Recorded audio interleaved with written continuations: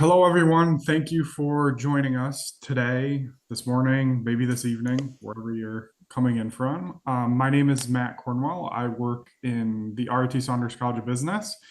I'm the Associate Director for Student Services, so I work closely with our graduate program team on recruitment efforts regarding our graduate programs.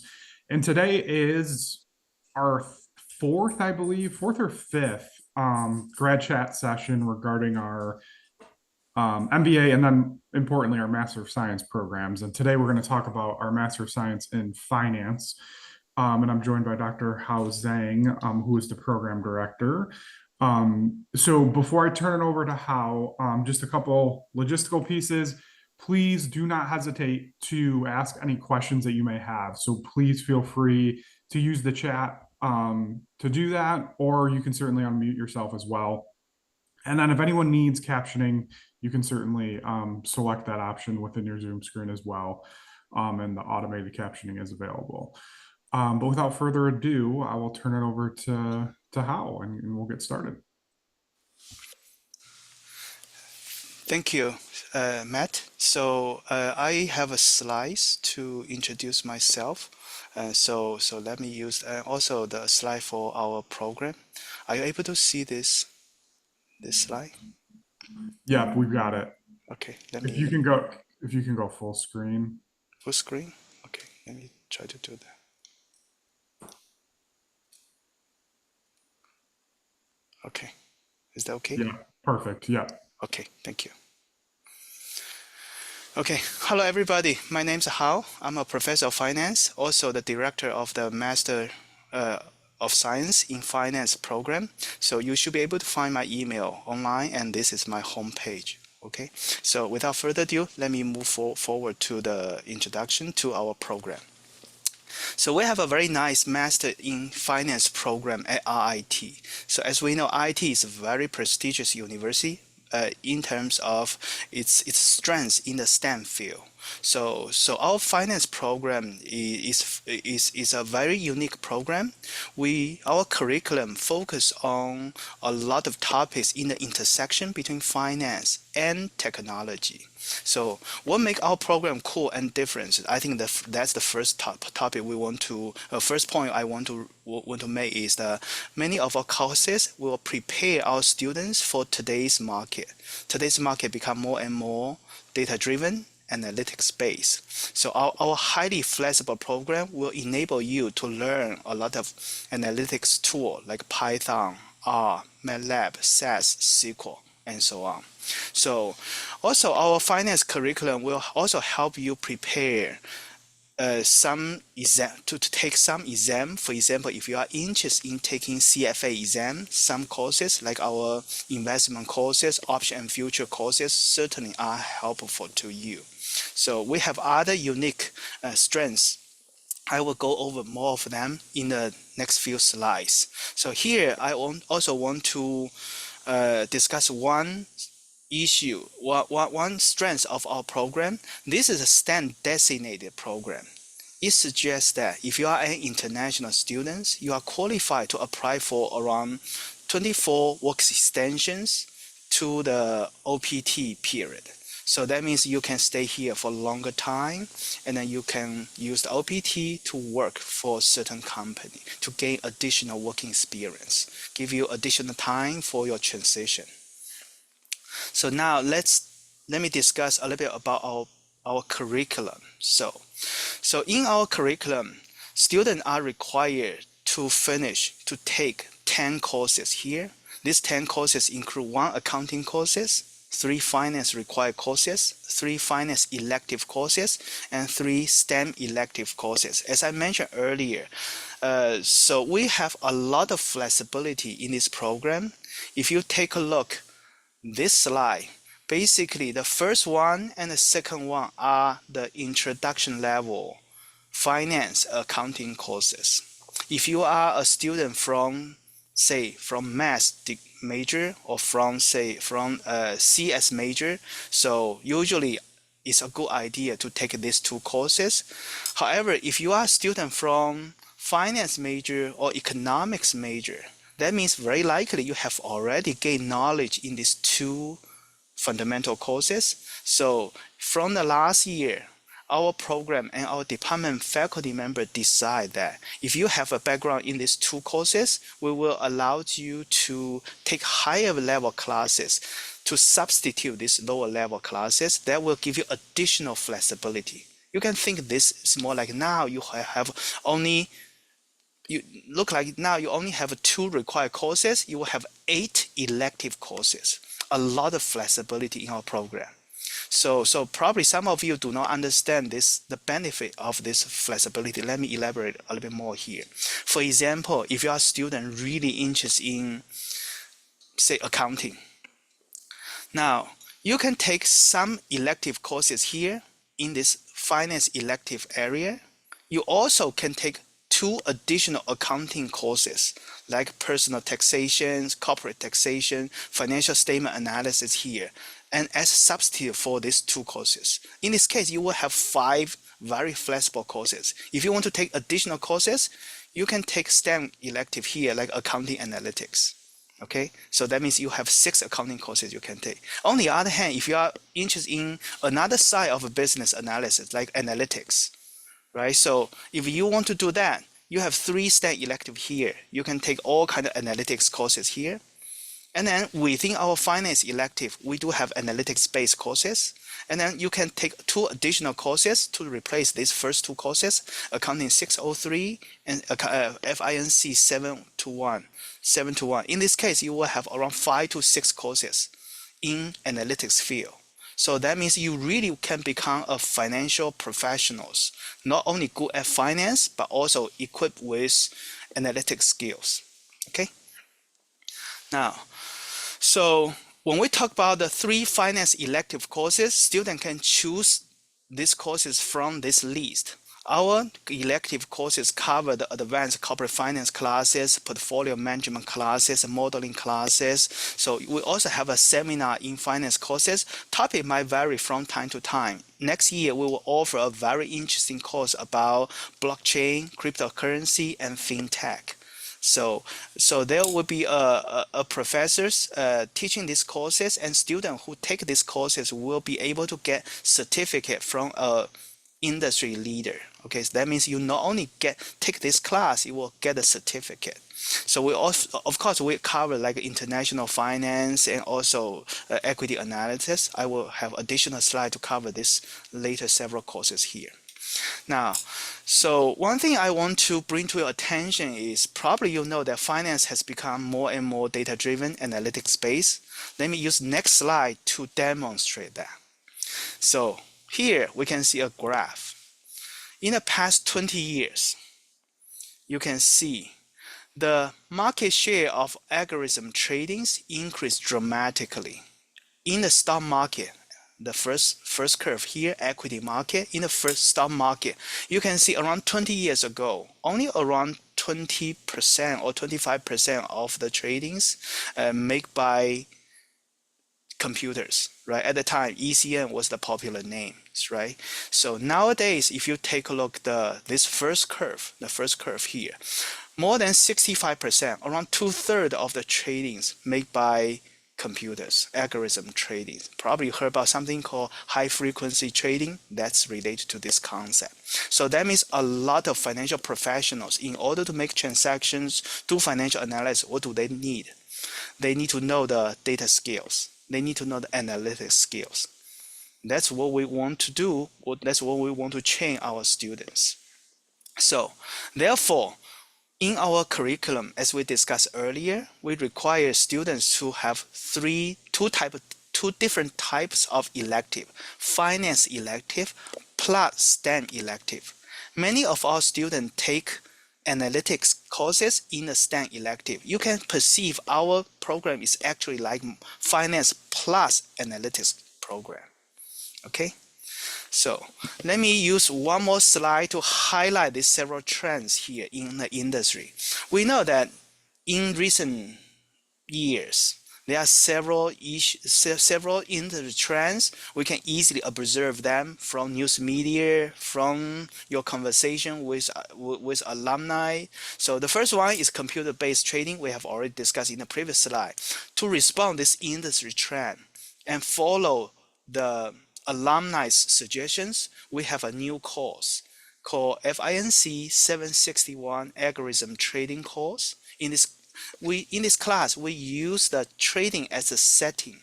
The instructor will teach you how to use Python to extract data, analyze data, visualize data, and also build an automatic trading system. That's a very popular course. Second, nowadays, the data has a different meaning now. In older years, when we think about data, we think about the financial statements data, right? Income statement, balance sheet, that kind of data. Nowadays, data could be video, could be picture. More importantly now, a lot of data is coming from the text. You probably heard about something called textual analysis, right? So another example is many hedge funds use the satellite data to monitor the fluctuation in the parking lot traffic. In this case, they can make better prediction about, say, targets next quarter's sales number, right? So we have a course called Financial Analytics courses. We'll train students using R to do a lot of analysis like that. Okay, and not only doing the data analysis, we also use in this class. We also teach students how to use R to do portfolio optimizations, to do some financial analysis. That's another cool courses. The third one, we know that blockchain has significant influence the industry because this technology essentially somehow help us to mitigate the trust issue, and then somehow can help us to deal with the financial intermediate functions. So therefore, it has influenced the different fields in finance. So to respond this industry trend, we do have a seminar in finance courses. Students in this class will learn a little bit about the blockchain, cryptocurrency market. As I mentioned earlier, students will also get a certificate from this class, and then the certificate will issue by an industry leaders.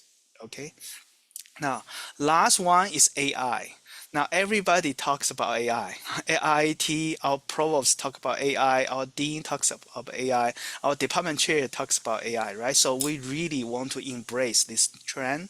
That's the reason even yesterday in our department meeting, we are still discussing this issue. It's very likely we will have a new course, and then something like AI and finance. We really want to integrate AI into our curriculum robustly by creating a new courses. In this class, you will learn how to use AI to do a lot of analysis, including deep learnings and also recent generative AI tools. Okay, so a lot of our faculty members actually have already been using AI in our research, right? So I think we have a lot of faculty members should be able to offer these courses. We are excited about this new course. Okay, now this slide is about the STEM elective. If you take a look at the class code here, you realize that we have something from the business analytics program. We have something from the MIS program here. If you take a look at course name here, you always can see the keyword like analytics, data, business intelligence, right? So that means that if you choose 3 out of them, it should give you a very good foundations about how to apply analytics tools in finance or in accounting here, right? So we do have accounting analytics courses if you are more interested in accounting. If you are really more interested in finance side, you can take the FINC 780 financial analytics courses. And also there are several popular courses like BANA 680, BANA 780, and MGIS 650. They will give you different tools, R, Python, SQL, and so on, Tableau, right? So basically, at IIT, we really hope students not only good at traditional finance analysis, but also the student will be able to have experience with at least 2 to 3 different type of programming language, and then they can use this kind of computing skills to conduct financial analysis. Okay. Now, this is slide usually for our own students. If you are a student at RIT, we have some accelerated program here. I don't want to spend too much time here, but just want to make sure you guys are aware of these issues. If you are a student from RIT, you can reach out to me or Ms. Conwell. So we should be able to provide additional information. Okay, yeah. Now, so what makes our program cool? I think faculty members are certainly an important part of that, right? So our faculty members, not only academic researchers, when we do research, we really pay attention to the issues relevant to industry, has policy implications. Give you one example. Dr. Archana Jain, she's our department chair, has published an article called Active Trading in ETF, the role of high frequency algorithm tradings. So that's high frequency trading. This paper is published in a very well respected practitioner journal called Financial Analyst Journal. This paper was cited in Forbes, right? So you know this news media. So in this study, she analyzed the several years data and then tried to understand how algorithm trading influenced the market mispricing. So actually, in contrast to many traditional study, they find actually high frequency trading are good guy, because around the subprime crisis, there was a huge debate whether high frequency trading make market become more volatile, lead to greater mispricing. Actually, her study, why is influential, why is cited by Forbes, because she provides counter argument here. There are some evidence to show that high frequency trading actually reduce mispricing, actually increase stock market efficiency. So that's another study by Dr. Mehdi Karam. He's a very good researcher, and he is also really good at data analytics. So his paper is about option momentum. So if some of you have a little bit trading experience, you know that in stock market, there's a very famous trading strategy, so-called momentum strategy. The idea is very simple. Every week or every month, usually every month, we can sort the stocks on New York Stock Exchanges into, say, 10 groups. Top 1 group are the winners. They have a highest return in the past months. The group 10 is the so-called loser group. They have the worst return in the past months. So if you buy the winner stock and short sell the loser stock, if you continue to do that, you usually tend to have abnormal return. That means you can perform better than the market. Okay, this strategy actually works for the vast majority of months over time.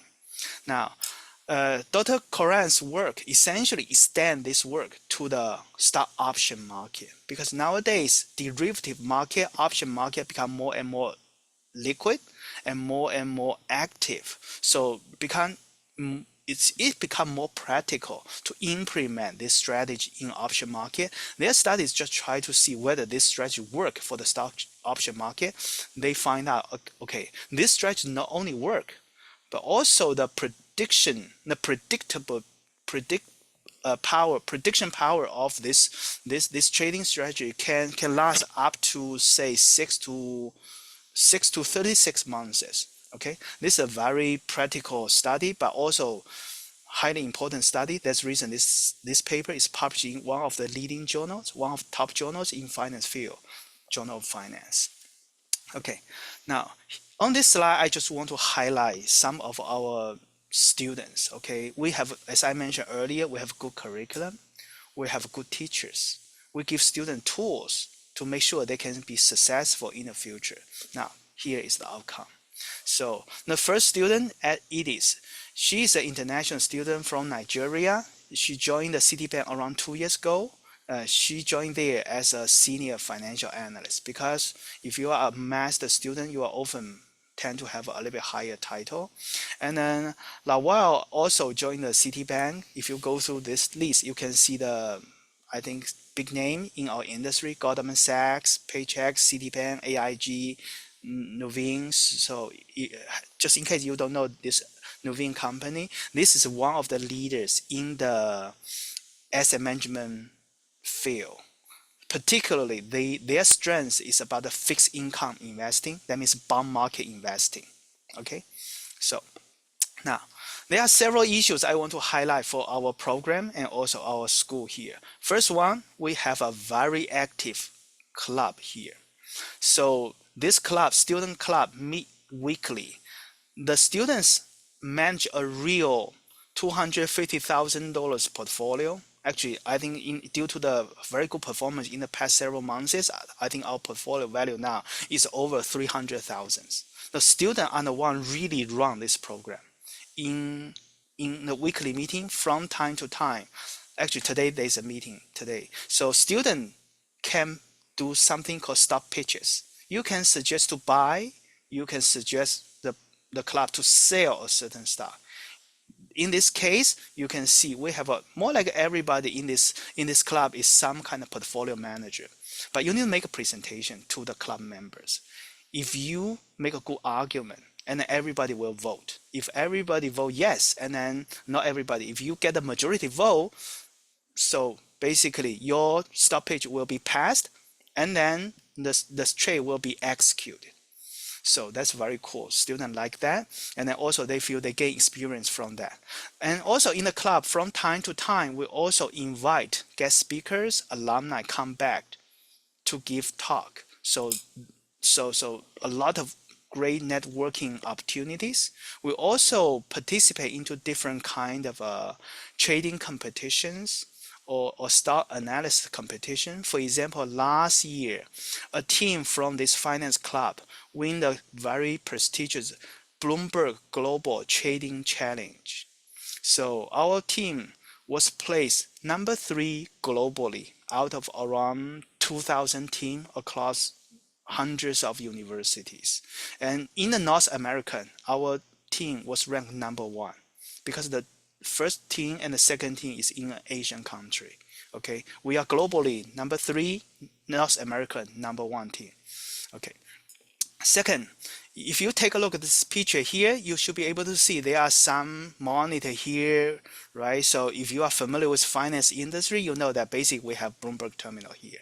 So every year, our alumni, one of our very generous alumni, donate a big amount of money to allow us to have access to 12 Bloomberg terminals. So basically, if you talk about Goldman Sachs, Citibank earlier, what they have also Bloomberg terminals. This is the industry standard tools, databases. So basically, if one day if you join us, make sure you go to this room.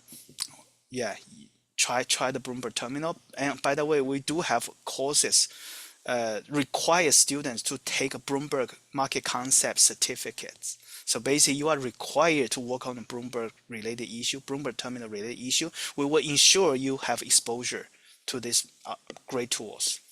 Okay, and now we have something else to offer to students. For example, we have very active finance advisory board. So we offer one-to-one mentoring opportunities. That means we pair one students with one advisory board member. They are usually alumni or executive level, very successful professionals, right? So in this case, you can ask them career advice, ask them help you take a look at your resume and so on. Second, we also do something more like speed networking events. We invite our alumni back, invite our friends back, and then you can have a lot of opportunity to meet with them. Okay. Some students also often ask, do we have some kind of part-time job opportunities on campus? The answer is yes. The first type is so-called graduate student worker. Usually if you apply, if you get accepted into this more like program, you will be working with a professor in either research as RA or teaching as a TA. Usually the job will be the combination of a teaching assistant and research assistant. We also have some other on-campus part-time job. Some of them, of course, more like a dining hall job, right? Some students like working there to interact with people, especially international students. But more importantly, we do have on-campus finance or accounting related job, because RIT, think about IT is a university. We also have a very big department, finance department. So we have students work there as a finance associate, finance analyst. Okay, so our college has a lot of alumni. I think for me, I really appreciate our alumni because many of our alumni are willing to give back. They usually when we ask them, say if we ask alumni, say, are you able to serve as an industry mentor for our student competitions? I never receive a no answer. They always say yes, right? So it would be nice to have alumni to support you, support your academic growth. Okay, now this slide essentially is talk a little bit about the applications. You can apply by clicking this link. You should be able to find the same link on our program page. So if you want to apply, very simple. You just need to submit three things here: official transcript, personal statement, and resume. Especially if you are a student studying in a US university, you don't need to submit GMAT or GRE. Okay, so so, so if you have any questions, not only you can ask me, you can also ask Miss Peggy Tyrrell, and also I think Matt is here, right? So they are very important person in this process. You can get a lot of valuable information from them. Now, I want to offer some additional information, just highlight 2 to 3 things, and then I will conclude my presentation. First one is RIT is expanding. Of course, our college is also expanding. Our dean actually, in the past, say 10 years, she and worked together with our advancement team and many of our colleagues, raised around more than 20 millions. And then in this case, you can see, compare these two buildings, these two pictures, you can see now we have a newer wing of the building. So this expansion almost double our college size. We have very nice meeting room. We have very nice classroom. We have a lot of like team rooms, event space. So basically, I think this new buildings, new wing will support our college growth in the next 10, 20 years. Okay. Second, as I mentioned, IT is growing, right? So one evidence is that IT now is ranked as the top 91 university, national university, according to US News National University Ranking. So you can see this publication highlights several things here, right? We really emphasize experiential learning here, and also we have very good co-op and internship program here. Our faculty members are highly engaged. We work closely with our students. Okay, if we talk about co-op here, I can briefly mention one thing is that we have very nice career office. So you can make appointment with them. You can go to their office to polish your resume, your application material. From time to time, they also offer all kind of sections. For example, how to negotiate your package, how to prepare your job interview. So for example, there's a one interesting session about supercharge your job search with AI. You can see that, as I mentioned earlier, AI, not only faculty member, professors want to integrate AI into technology. Our colleague in a career office, I think in many different type of office, try to use AI to increase our productivity. Because in the end, IT is a technology university. We do have strengths and competitive advantage in AI field. Okay, thank you. Any questions?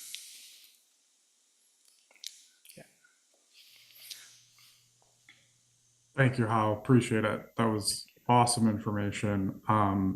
Yeah, so at this point, definitely welcome any questions that folks have.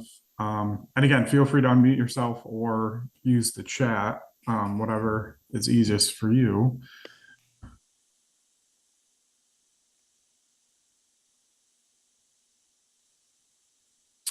One thing I will mention, I think it was alluded to, but just for clarity's sake, the MS Finance program is STEM designated.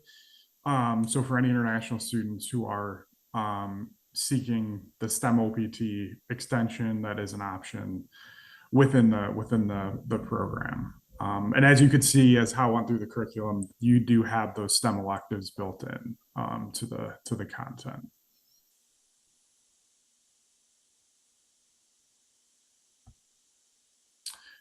And then From an application requirement standpoint, as Hal mentioned, it's very seamless. It's an easy process.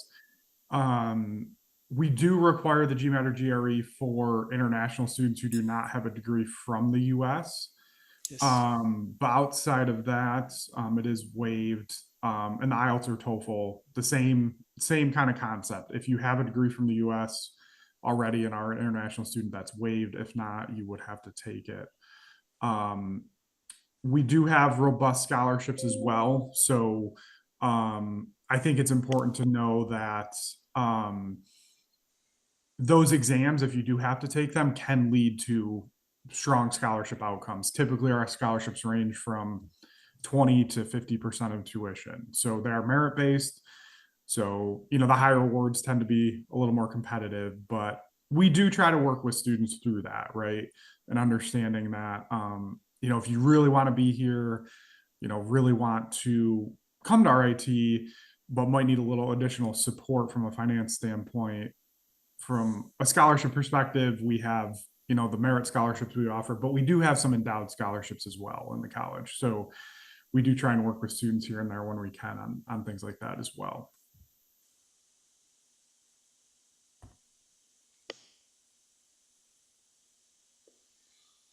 All right. No questions.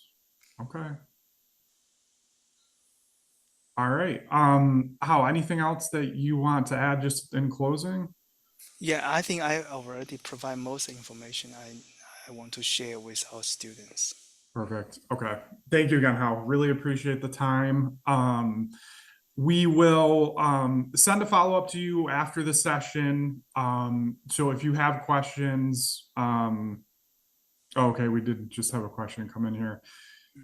When are the timing for applications? So the MS Finance program is, at least for now, a fall only start. So the fall 2025 would be the next cycle for applications. Those apps are open now.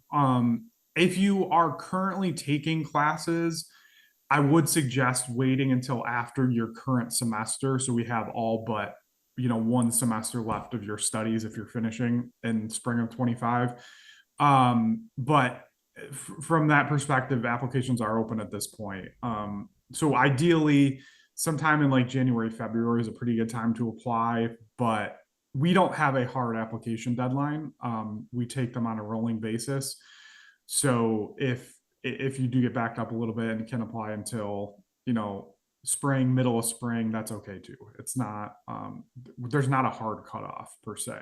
But the ideal time frame is usually January, February, if you can get it in at that point.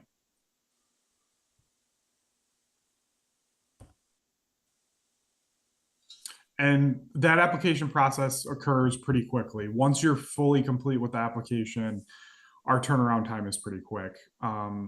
So yeah, so that's something you can anticipate as well.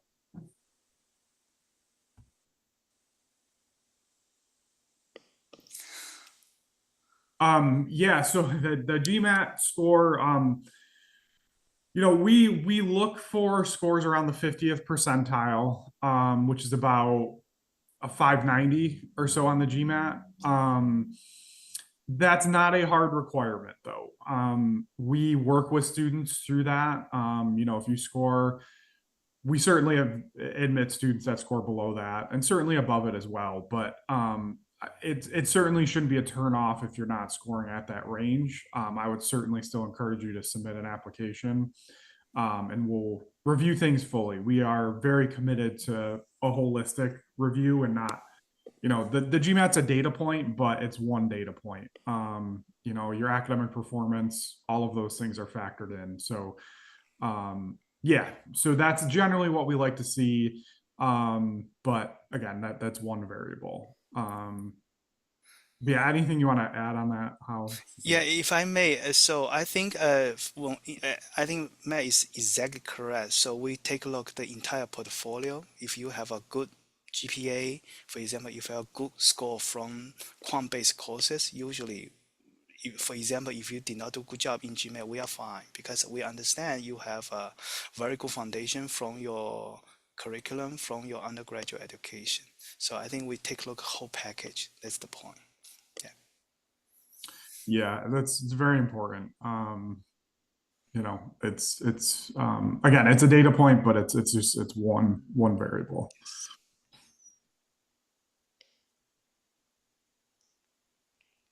Great. Okay.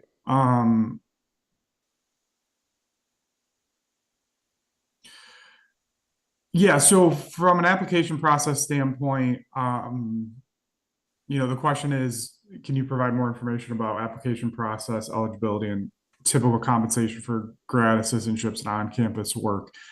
The application process is very straightforward. You're going to be submitting personal statement, resume, your official transcripts, and then again, if you need to submit the GMAT or GRE or the TOEFL or IELTS, that'll be factored in.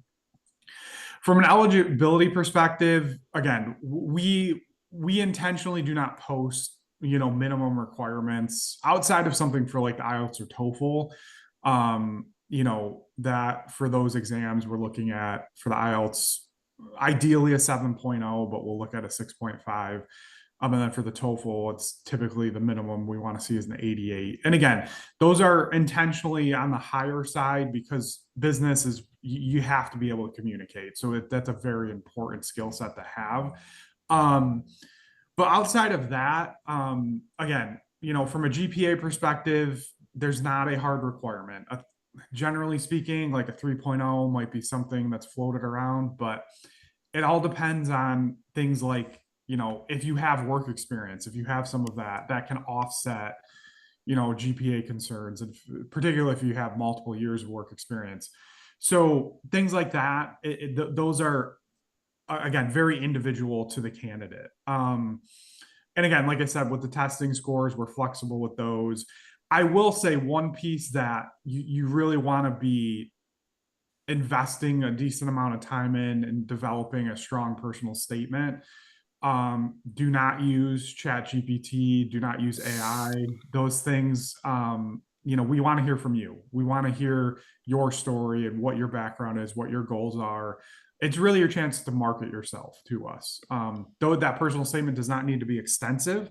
In business, you have to be able to write concisely and succinctly. So it's, I think 400 words is the max. But that's your opportunity again to market yourself. And then with the resume, again, if you have work experience, great, but that's not required. So we'll want to see things that, you've done. If you have co-op or internship experiences, if you've done volunteer work, leadership work, been involved in clubs, like how I mentioned the FMA club, like if you've had those opportunities wherever you may have gone to school as an undergrad, and that again, it doesn't have to be finance specific, it could be anything. So those are all things that we'll consider.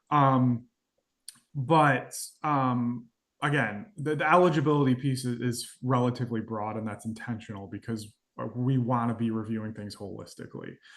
And then for compensation for the assistantships on campus work, it's not significant. It's your hourly pay. I think we're at $16 an hour right now for at least the positions we have in Saunders. Generally speaking, the assistantships we have, we actually call them grad student worker positions. They're often in support of faculty research, and kind of a research assistant type of role. So they are typically 8 to 12 hours a week, roughly. But there are plenty of other on-campus work opportunities as well. Many of our students are working. RIT has its own dining services. They do not contract that out. So we have plenty of students at work in that space. And the pay is fairly similar to that $16 an hour. You can work, I believe, a maximum of 20 hours on campus. So generally speaking, that's part-time work and then obviously, full-time study. And then there are some new things that we're working on. One is we have a student research initiative that we launched recently that is kind of a notch above what the GSW or the grad student worker stuff would be. And it's pretty competitive. So you have to, there's kind of an application process we have with that.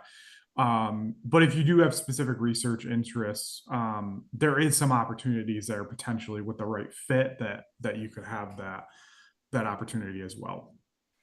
but yeah, that's kind of generally what those work opportunities look like too.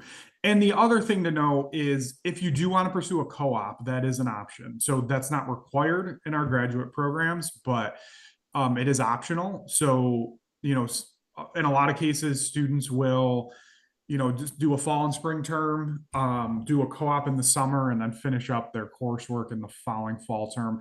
Some students may do a co-op and coursework and wrap that up all in one term, but a lot of students will take a couple semesters, do a co-op in the summer to give themselves some work experience there, and then finish up the following fall.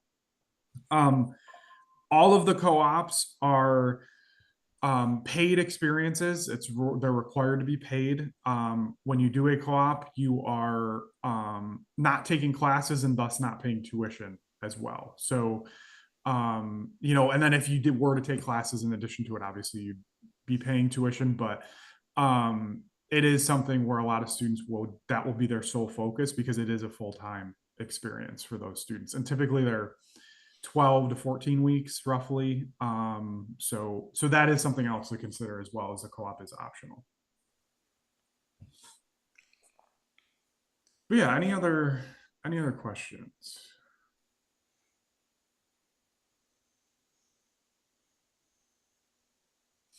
Again, I think the timing of applying. So the question is, would you recommend applying early to maximize chances of receiving financial support? I don't think you're behind in terms of if you're applying now versus January or February. Um, so I think, if you're done with coursework and you want to apply now, great. Like, I think the big thing about waiting until the end of like this semester is just so we can see your full scope of coursework. But if you're not enrolled in classes at this point, then it, I think you could apply at this point. So, but you're not really behind the eight ball with that stuff. Even if you had to wait until March or April to apply, that's fine. It's when we get into things like the summer and we have students applying pretty late in the cycle, that's where it can get a little difficult. But other than that, you're not really gonna see any ramifications of issues with how much scholarship you would get.